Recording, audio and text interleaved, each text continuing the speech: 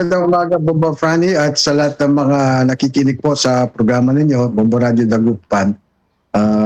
Good morning po. Yes po. Sir Bernard, unang-una po, kamusta po ang ating pong mga kasamahan, ng mga jeepney drivers po natin? Kasi karamihan po ay, hindi lang karamihan, kundi konti lamang yung pong mga namasada at naging unang transportasyon po dito sa ating syudad nung kasagsagan po ng baha, ay ito po mga kuligliga. Kamusta po ang ating pong mga kasamahan, ating pong hanap buhay po sa ngayon? Buti at panayan po kayo ngayon. Ang kalagayan ng transport sector ngayon talagang naghihingalo kasi unang-una, yung epekto ng baha sa Dagupan.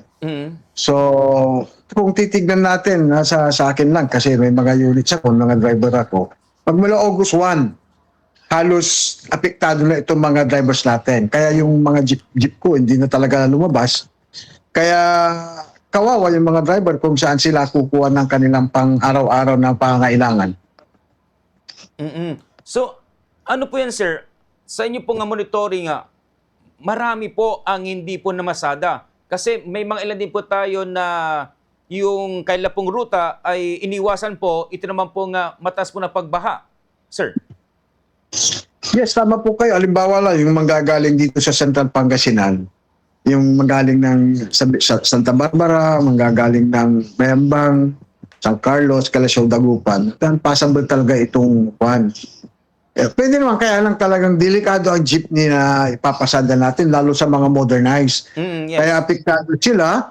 Kaya ang nangyayari, halos walang pasada. Mangilan-ngilan na lang. At ang advice na mag-ingat lang kasi pag tinamaan yung mga jeep natin, malaking purwesyo at kulang yung talagang kikitain nila pag nilusong nila sa baha. Pero Sir Bernard, sa nakikita naman po ninyo, wala po nagiging problema naman kahit umiba po ng ruta at iniiwasan nga po yung po nga mga pagbaha kapag sila po yung namamasada naman po kahit nga minsan, kahit one way, ay pwede rin po doon. May mga alternate tulad dito sa mga galing ka ng Bayambang, Calasiao, San Carlos. Tibong sila eh. Tibong, Tambak, ayun, medyo walang tubig dyan. Yung pamasahe, ganun pa rin, hindi nagbabago kasi bawal naman talaga tayo magtaas. Kaya tulong na lang ng mga passenger, mga pasaheros na magbigay ng kahit 2 piso lang na dagdag. Kung baga nagbigay ng 15, hindi nila kinukuha yung pamasahe, yung sukli. So, yun. Pero talagang iilan lang. Paano yung mga hindi nakakapasada? Yun ang problema natin. Yung pagkain nila araw-araw, problema na. So, kamusta yan, sir? Ano po naging tugon po ng ating pong samahan, lalo na po sa mga drivers natin? Well, unang-una kasi, timing din kasi lalo sa area ko sa Calasiao, Dagupan, yung fuel subsidy ng mga driver kasi may binigay na fuel subsidy nung mga bandang June. Hindi kumpleto yung listahan kasi ang pagbigay ng LTFRB ng fuel subsidy amounting to 1,500. Mayroong hinulog sa GCash, mayroong hinulog sa yung cheque na natanggap namin. So ang naging issue lang doon is hindi kaagad na ibigay ng LTFRB yung list ng mga naihulog nila sa GCash. So, nung na-finalize na nakumpleto na yung mga listahan ng mga nahulog sa GCash, timing din na clear na yon. So, lahat ng driver, special sa area ko, nakatanggap ng 1,500 na fuel subsidy galing mismo ng gobyerno, LTFRB. So, yun. So, ganun din sa mga kasamahan ko, mga ibang ruta. So, mayroon tayong 1,500 na talagang fuel subsidy na binigay ng LTFRB. Sa ating po mga samahan, meron din po ba tayong mga, sabi nga po, mga pautang po dyan? Or di ba may mga ilan po na nagpapautang pero kada pasada nila ay binabayaran po ito just to matulungan po sila sa kanila pong pang-araw-araw po, Sir Bernard? Yes, alam din natin na mayroon kaming kahit konting pondo, hindi naman kalakihan. So, pwede naman nating mabigay sa kanila, no? Depende rin sa availability ng cooperative o corporation, kung mayroon silang pondo, pwede namin pa-extend yan sa mga drivers natin. Kasi kawawa sila talaga ngayon, tulad ngayon na kwentuhan na lang. Tulad kanina, kausap ko sila, kaya kinaawa din. At sana uminto na ito at maupahan na itong, wala na itong baha, magawa ng solusyon sa Dagupan. Okay. And kayo rin po ba, sila rin po ba yung, or I mean to say, natap na po ba kayo na mabigyan po ng tulong or mga ayuda mula mismo sa DSWD, sir?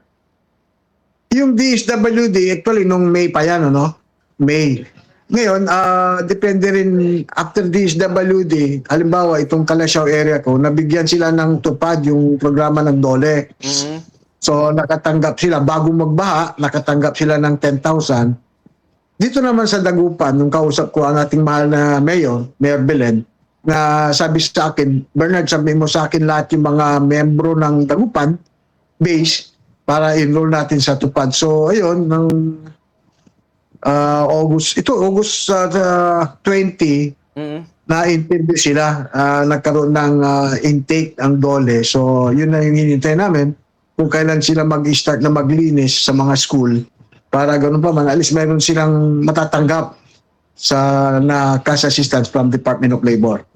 Sir, sa inyo pong mga pakipag-ugnayan po sa mga chapter president po ng ating po nasakupan po sa Autopro Pangasinan, may mga ilan na po bang mga sakyan po na sabihin po natin ay nasira or kaya po ay kasi sabi nga po natin dahil po sa paglusong nagkaroon ng problema at ngayon na ay may mga pagbaba rin na kamusta po sir? Lalong-lalo na po at bumubuti rin po yung panahon po natin pero may mga pagbaba rin po sir sa ngayon. Unang-una, no? Hindi natin maiwasan na talagang madadali yung mga brake lining mo, mga bearing. Minsan, pag napasukan ng tubig yung differential o kaya yung transmission, malaking problema po yan. Talagang, yun ang nakakatakot dyan sa mga ibang lumulusob sa baha. Kasi nangyari na rin sa jeep ko yan na hindi siya pumapasada pero nabaha siya. Mhm. Tutuklap yung brake lining. Magkano ngayon ng isang brake lining? Abot ng 200 bawat nagpa-lining ka. So, malaking maintenance po ito. Especially pagkatapos ng baha, dapat maripak kaagad yung mga bearings ng gulong kasi mahal ang bearing. Kaya nananawagan din ako sa mga kasama kong transport sector dito sa lahat sa Pangasinan na tignan niyo yung maintenance yung after baha. Lalo sa mga pumasada dahil talagang tatamaan talaga yung unang-una yung mga gulong natin. Oo. At lalo kahit na stock sir do, 'di ba? Kapag medyo matagal na hindi nagagamit at na itinaulanan, pwede rin pong ano 'yun, na kailangan na isaayos pa rin po, i-maintain muna bago po ipasada.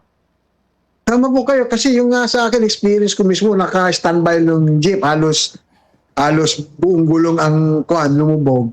Tinamaan talaga, natuklap yung brake lining niya tapos tinahan pa yung aking transmission. Kaya how much more doon sa mga pumapasada bumulusog sa tubig, malaking maintenance po yan. Kaya ang panawagan ko, after nung ba, check nila kaagad yung brake lining, yung kanilang mga bearing, iwas disgrasya sa daan. Lalong-lalo po at sa araw ng Lunes, sana nga bumuti ng panahon at may klase na po Sir Bernard, balik na po sa normal ang sitwasyon, sana. Sana po, kasi dinadalain ko talaga yan na huminto na dahil kawawa na yung mga kuwan. Sabihin mo na mga 90% nahinto ng pasada kaya kawawa sila. Okay. Sir, ito sa araw na naman po ng Martes.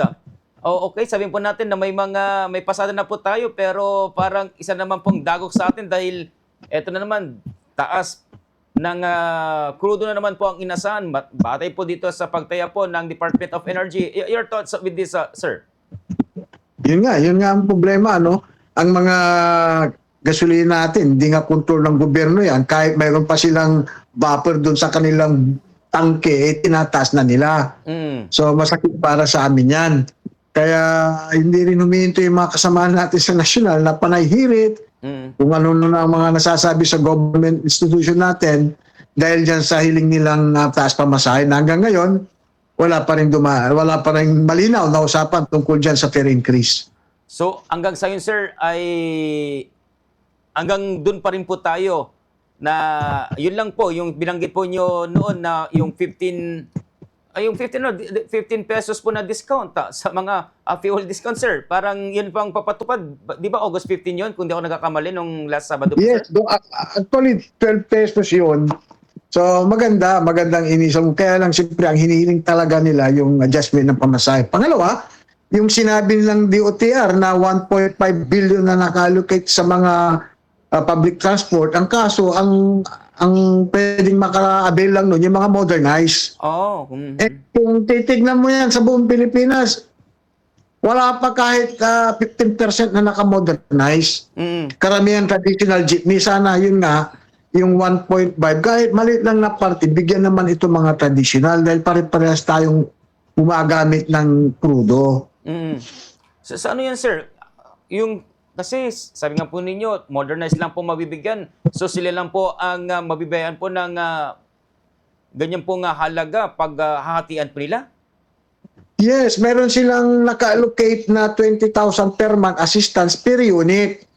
Ng, sa ngayon, ang malinaw, 3 months na meron silang ayuda per unit. Paano naman kami mga traditional, di ba? Yun ang tanong dyan. Kaya hindi ko alam kung anong mangyayari sa mga susunod na araw, susunod na linggo, kung anong plano tungkol dito. Kasi unfair talaga pag modernize lang. Alright. And with that po, Sir Bernard, mensahe na lang po ninyo sa ating pong mga kapwa jeepney drivers, operators, and of course, sa ating pong mga commuting public, sir. Yes, unang-una, maraming salamat po sa pagkakataon nito, ano, dahil timing na timing din. Sa mga kasama ko sa transport sector, mangyaring lumapit po kayo sa mga LGU ninyo. Tulad dito sa Dagupan, yung PBBM rice na 10 kilos na ipamahagi na sa mga lahat ng tricycle. At ako naman, sa mga Dagupan days na nagre-request din ako kay Mayor ng bigas. So, ganun din sa mga ibang nasasakupan ng buong Pangasinan, sa mga LGU sila lumapit at malaking tulong din kung ma-aproba niyan. Maraming salamat, Bombo Plani, at magandang tanghali po sa inyong lahat. At maraming salamat din po, Sir Bernard Tuliao, ating pong presidente ng Autopro Pangasinan. Mabuhay po kayo, sir, at magandang araw po sa inyo. Thank you.